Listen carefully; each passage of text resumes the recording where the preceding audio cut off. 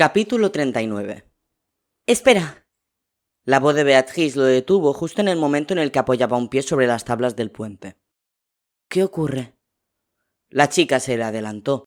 Enfocó hacia él sus ojos claros e inmensos y el chico se vio reflejado en ellos por completo. Incluso vislumbró la escena apasionada que habían compartido un rato antes. «Déjame cruzar primero, Pascal», pidió. «Este paso es muy antiguo y en la oscuridad todo se pudre». Aquel gesto de generosidad desarmó al chico. Ella se arriesgaba para garantizar la seguridad del viajero, con lo que recordó a Pascal una verdad incómoda. En medio del rescate de Michel, era él quien debía ser protegido en caso de peligro. Las palabras de Polignac resurgieron, dolorosas, en su memoria. «Tú eres la prioridad, Pascal. Lo más importante es que vuelvas, aunque sea sin Michel». Beatrice, ignorando los pensamientos que había provocado en el chico, ya había recorrido la mitad de la pasarela.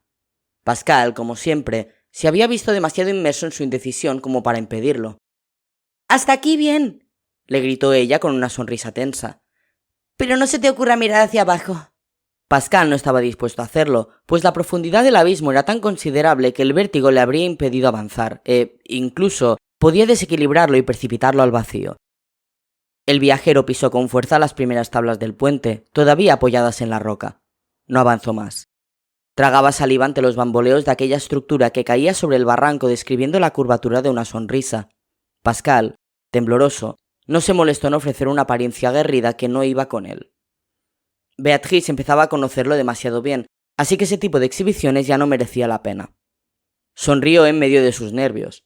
Aquellas dudosas tentativas suyas para iniciar el cruce del puente ofrecían una similitud excesiva con lo mucho que le había costado siempre entrar en el agua de las piscinas, pues no había día en que no le pareciera demasiado fría como para lanzarse de golpe. La misma historia todos los veranos. Vaya un recuerdo del mundo de los vivos había ido a rescatar. Ese era el auténtico Pascal. El auténtico y patético Pascal, que jamás había subido a una montaña rusa, nada que ver con Indiana Jones, desde luego. Se obligó a caminar.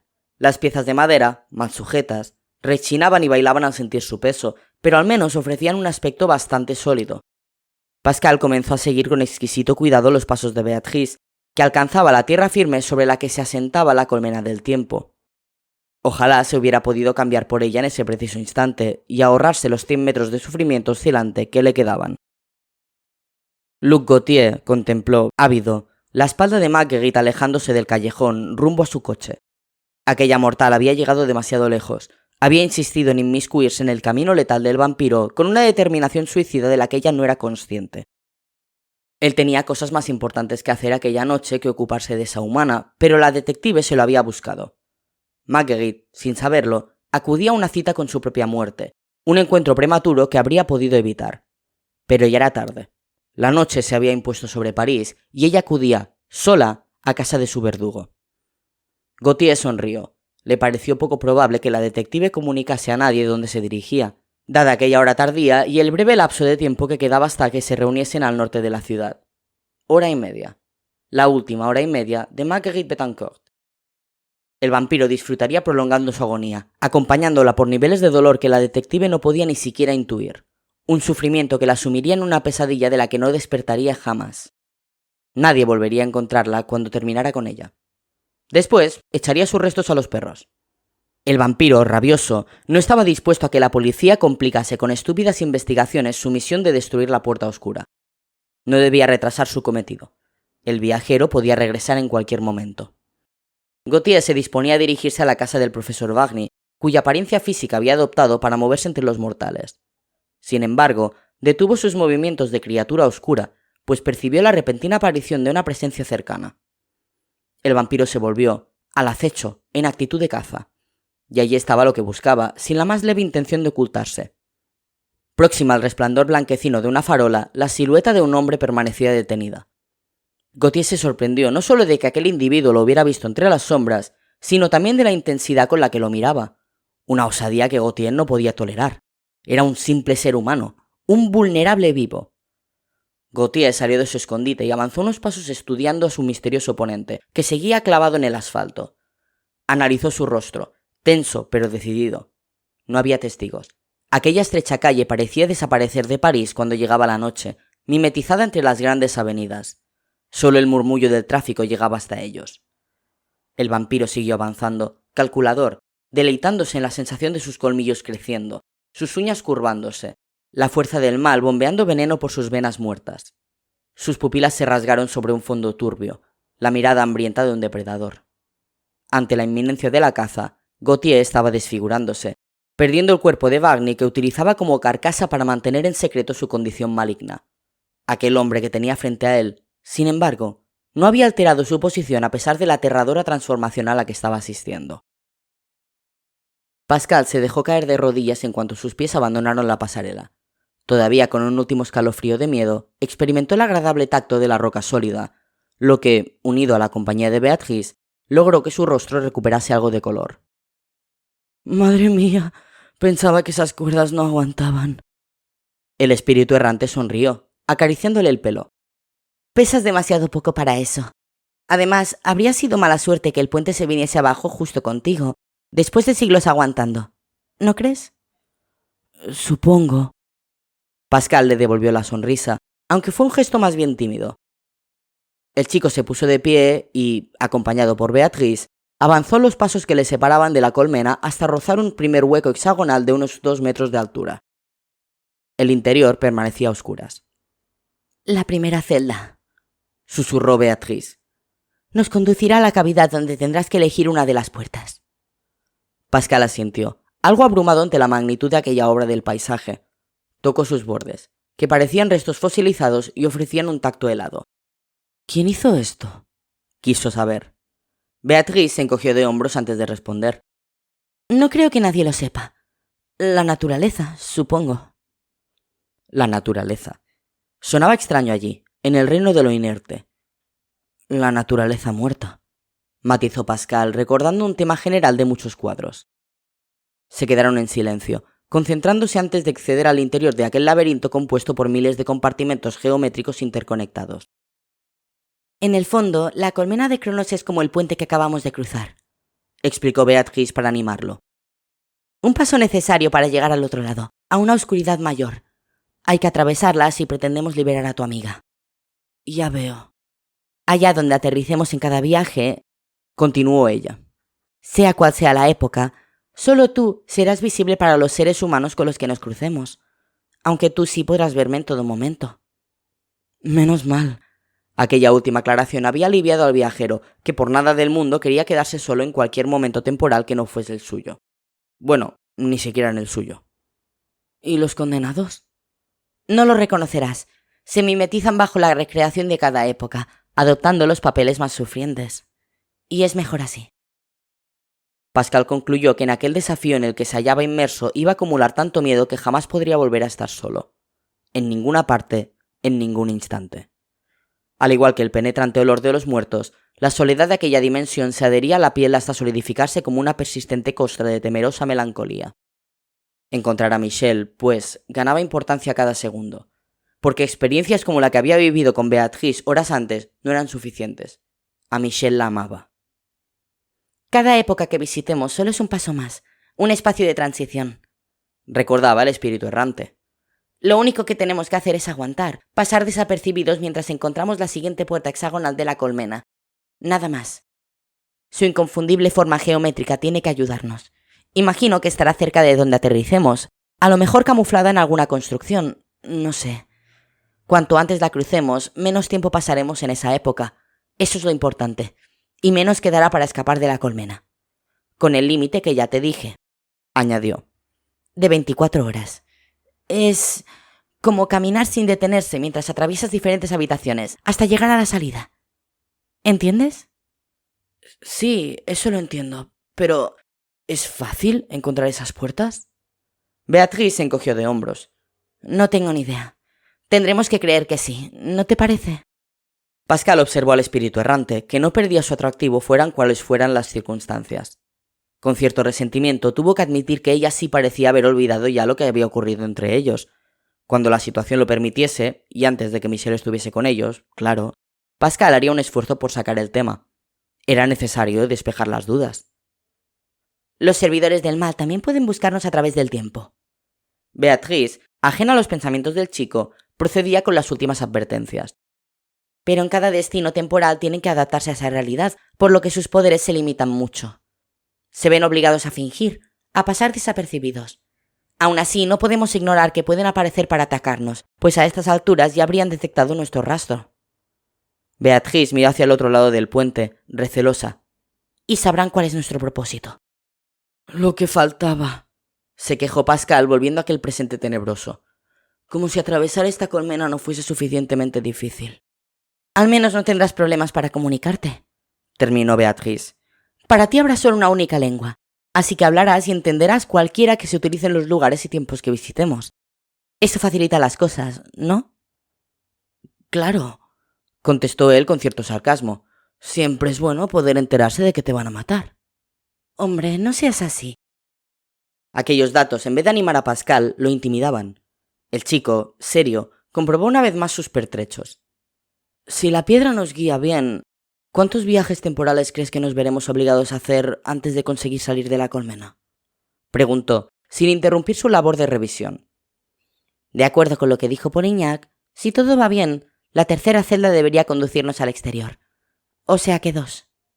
Beatrice prefirió no hacerle caer en la cuenta de que, al no existir otra forma de volver hacia la tierra de la espera, rescataran o no a Michel, su retorno los obligaría a atravesar de nuevo la colmena. Eso implicaba otros 2 viajes por el tiempo. Momentos terribles a lo largo de los siglos. Pascal reflexionaba en voz alta sobre los sobrecogedores destinos a los que enviaban aquellas celdas. Mis conocimientos de historia son bastante pobres. ¿Y los tuyos? Al viajero se le acababa de ocurrir que un poco de cultura sobre las épocas y las civilizaciones les podría venir muy bien en aquella fase de la aventura. Tampoco voy muy sobrada, reconoció la chica con algo de rubor. Pascal se rascó la cabeza, pensativo. La piedra brillante que llevaba en el bolsillo podía ayudarles a elegir la dirección adecuada, pero no a saber cómo comportarse en los distintos momentos históricos. Y dentro de la colmena, el mayor peligro podían ser los seres humanos de cada época. Lo lógico era que reaccionaran mal ante la aparición de un desconocido. Una idea surgió de improviso en la mente de Pascal, una ocurrencia que podía ayudarlos. Beatrice, dime. Se me ha ocurrido algo. ¿Puedo intentar entrar ahora en contacto con Daphne? La chica volvió a mirar a su espalda, en dirección al puente, como calculando de cuánto tiempo disponían. Supongo que sí, acabó respondiendo, indecisa. Como nos hemos ido alejando de la tierra de la espera, el proceso de concentración te requerirá un mayor esfuerzo, pero puedes hacerlo. Lo único que te pido es que sea rápido. ¿Qué has pensado? Algo que puede solucionar nuestra falta de conocimientos históricos, respondió Pascal, enigmático, mientras se disponía a iniciar la comunicación. Déjala en paz, ordenó entonces el desconocido, con voz ronca. Aquellas palabras, pronunciadas con un tono sorprendentemente firme, hicieron que el monstruo se detuviese con curiosidad cuando apenas los separaban unos metros. No acudas a tu cita con la detective, aclaró el hombre sin pestañear. Ella no está implicada. Gautier asistía intrigado a aquella peculiar escena. Un simple ser humano lo había reconocido, y ahora se atrevía a darle instrucciones como si tuviera alguna autoridad sobre él, una criatura mucho más poderosa. Inconcebible. El vampiro se relamió. En pocos segundos destrozaría aquella imprudente presa. Déjala vivir, volvió a exigir el hombre, sin reducir su resolución a pesar de la amenazadora apariencia del vampiro, encorvado bajo las ropas de Wagner. El desconocido debió de intuir que el monstruo no estaba dispuesto a seguir escuchando, que su ataque era inminente. Por eso, antes de que Gautier hiciera gala de su agilidad, alcanzándolo con un mortífero salto, abrió su abrigo a la altura del pecho y sacó a relucir un grueso medallón de oro. La aparición de aquella joya, que brillaba a pesar de la penumbra, provocó un efecto violento en Gautier. El vampiro se llevó las manos a los ojos, retrocediendo como si toda la potencia del sol lo estuviera señalando con un haz concentrado. Conocía aquella pieza redonda que aquel hombre exhibía. Era el sello de la hermandad. Gautier entendió en aquel instante lo que estaba ocurriendo. El desconocido era el guardián de la puerta. Se acababan de cruzar por primera vez. Algo que el vampiro sabía que terminaría ocurriendo tarde o temprano. Pero, ¿por qué allí y en aquel preciso instante? ¿Por qué el guardián se interponía para salvar a su siguiente víctima, una vulgar mortal ajena al verdadero conflicto, en vez de estar custodiando la puerta oscura? Tú eliges. El guardián terminó de abrir su abrigo, mostrando una majestuosa espada forjada en plata, de grandes dimensiones. Pero no ha llegado todavía el momento. Gautier calibró sus posibilidades. Aunque le apetecía mutilar de inmediato a aquel inesperado enemigo, sabía que la lucha no sería fácil y que podía debilitarlo demasiado. Un combate así requería una concentración de la que no disponía en ese momento. No debía precipitarse. Ya habría tiempo de aniquilar aquel obstáculo. Decidió retirarse. Con lentitud, sin volverse, comenzó a retroceder. El guardián, aguantando su mirada de odio sin bajar la suya, más noble, apoyaba una de sus manos sobre la empuñadura de la espada de plata, preparado para reaccionar si al vampiro se le ocurría atacar por sorpresa. «Ya nos veremos», susurró Gautier como una serpiente. «Muy pronto». «Recuerda», volvió a advertirle el guardián, «mantente alejado de Marguerite Betancourt». Gautier sonrió exhibiendo sus colmillos. «Ella me da igual. Es una simple pieza. Pero no podrás salvar a otros. Todos los que conocen el secreto de la puerta oscura serán atrapados por la eterna no muerte. Están condenados. Pronto ha de llegar a vuestro mundo el tiempo de los vampiros». El desconocido sintió cómo se le erizaba la piel, pero no alteró un milímetro su postura. Cualquier indicio de debilidad cambiaría la actitud prudente del monstruo, y quería evitar su ataque a toda costa. También para él resultaba prematuro aquel encuentro. Organizadas las guardias nocturnas, la claraboya de aquel desván ofrecía, sobre sus cabezas, una negrura solo atenuada por el resplandor indirecto de algunas luces del vecindario. La manta no la cubría por completo, y se veían a través de ella las siluetas de varias casas. Era noche cerrada en París. Espoleados por ese hecho, se apresuraron a tapar del todo aquel rectángulo acristalado para que, desde fuera, no se pudiese atisbar nada de lo que ocurría dentro. En el interior de aquella amplia estancia buhardillada, mientras tanto, las lámparas derramaban una luz amarillenta que se diluía entre muebles y bultos, dejando en penumbra la puerta oscura. Poco después, la vieja pitonisa se irguió y puso los ojos en blanco, una reacción que no pasó inadvertida para los chicos. El primer trance de la bruja al que habían asistido, cuando lo del cofre sacro, los había impresionado tanto que, en cuanto percibieron en la bruja los síntomas de una nueva comunicación con el más allá, se percataron de inmediato y se mantuvieron atentos al proceso para no perderse detalle, para escuchar cualquier hipotética palabra de su amigo el viajero. «Pascal debe de estar intentando ponerse en contacto con nosotros», dedujo Dominique mientras la vidente experimentaba unas convulsiones suaves que agitaban su cabello enmarañado. Aquel método de comunicación, aunque demasiado aparatoso, resultaba para el chico incluso más eficaz que los chats o el correo electrónico. Dominique cayó en la cuenta de que, desde el comienzo de aquella demencial historia, apenas había tocado su ordenador. Hacía mucho tiempo que no pasaba tanto tiempo apartado de su monitor. Sorprendente. Con una media sonrisa, tuvo que admitir que había vida más allá de Internet. Vaya descubrimiento. Además, la intensidad de los últimos acontecimientos le habían arrebatado su interés por los videojuegos. Y es que lo virtual nunca superaría lo real. Había pasado a coincidir con la opinión de Jules. Algo que, por otro lado, no era muy recomendable en algunas ocasiones. «Espero que sea él», se apresuraba a matizar el otro chico, con el gesto morboso de quien espera que comience un espectáculo. «No olvides que los mediums sirven de intermediarios para todo tipo de espíritus». Dominique prefirió no hacer caso de aquellas palabras y centrarse en lo que estaba a punto de ocurrir. Daphne recuperó la calma a los pocos minutos, aunque su mirada extraviada delataba que en aquellos instantes aquel desgastado cuerpo femenino era manipulado por algún ente ajeno. «Buscad a Matthew». Los labios de la bruja se abrieron de golpe, dejando escapar una voz adulterada, de sexo indeterminado. «Necesito sus conocimientos. Buscad a Matthew». Aquel mensaje se oía mal, las palabras surgían con una modulación deforme que parecía estirarlas y encogerlas hasta hacerlas casi irreconocibles, en medio de un ritmo ralentizado ausente de cualquier entonación. Jules y Dominique, inclinados hacia la mujer con avidez, interpretaron más que oyeron aquel nuevo contacto con Pascal, que los dejó perplejos. ¿Qué pintaba Matthew en aquel asunto? La comunicación se cortó tan de improviso como había comenzado, y los muchachos tuvieron que esperar a que la vidente se recuperase del trance. En cuanto se repuso, la pusieron al corriente de las novedades. «Pero esta vez se te entendía fatal», advirtió Jules. «Bastante peor que en el primer contacto de Pascal». «No es mala señal», repuso ella, sagaz. «Eso implica que vuestro amigo está más lejos, así que ha avanzado y quizá los separe a poca distancia de Michel. Pascal ha cruzado los límites de la tierra de la espera y se ha adentrado en el reino de la oscuridad. Pero vayamos a lo importante. ¿Quién es Matthew?» El rostro de Jules mostraba la misma curiosidad. «Es un amigo del lycée», contestó Dominique adelantando su silla de ruedas. Fue el último que vi a Michel antes de que desapareciese. Jules, seguro que tú lo conoces de vista. Un tío alto, rubio, muy atlético. Va a tu curso además, y es muy culto. Jules asintió. Sí, creo que ya sé quién dices. Pero él no sabe nada de la puerta oscura, supongo.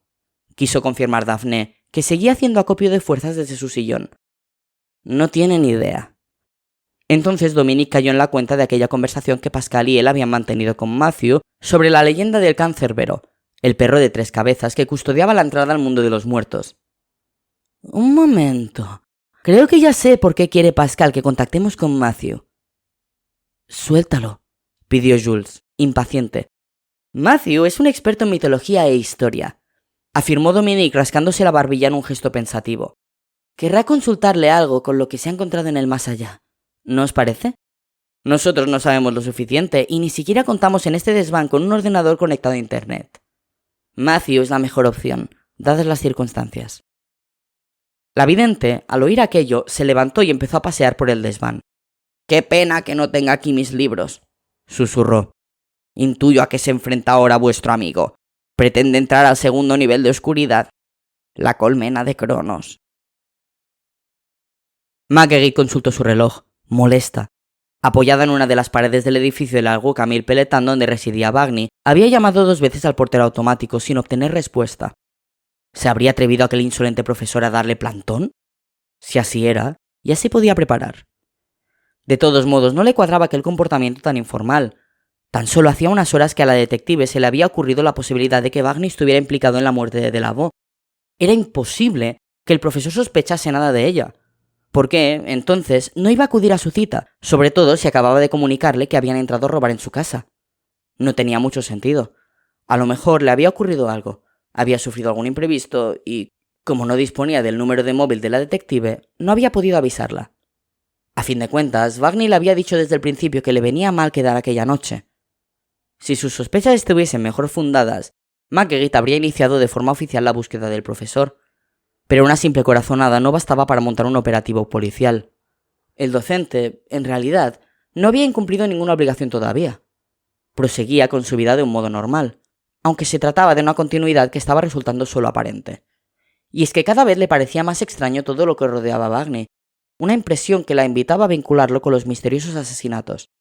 Mentiras como que no tenía teléfono fijo, su pasmosa capacidad de desaparecer en plena calle, su abandono del hogar durante días. Todo era muy raro. Solo quien tiene algo que ocultar ofrece una conducta ilógica, pensó.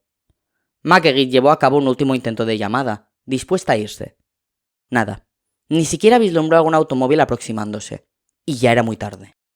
Mientras se alejaba hacia su coche, llegó a la conclusión de que le habría gustado poder volver a estudiar los cuerpos de las víctimas si no hubieran sido enterradas. Quizás se les había pasado algo por alto. Los muertos siempre hablan, se dijo, recordando que es casi imposible no dejar rastros en los cadáveres. Con una sonrisa resignada, asumió que su amigo Marcel Laville le habría encantado aquella frase, sobre todo atendiendo a su interpretación literal. Marguerite entró en su vehículo. A pesar de la hora, no se iría a casa, sino a trabajar a la comisaría. Hasta que localizase a Wagner, lo que ocurriría como muy tarde al día siguiente si aquel tipo no decidía prescindir de las clases en el Lycée Marie Curie, lo que sí originaría una orden policial de búsqueda y captura, iba a seguir investigándolo. Quería saber todo sobre él, mucho más de lo que le había permitido averiguar el expediente que conservaban en el centro escolar. La detective no estaba dispuesta a perder el tiempo. Miró el cielo oscuro, preocupada. Todos los crímenes que investigaba se habían producido por la noche, una única noche de Halloween convertida en una orgía de sangre sin precedentes.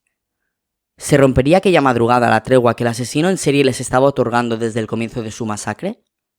Aquel interrogante incrustó en su cerebro la misteriosa necesidad de saber dónde estaba Wagner, qué estaba haciendo mientras ella volvía de su malograda cita. Jamás habría imaginado lo agradecida que debía estar por aquel plantón que le acababa de salvar la vida.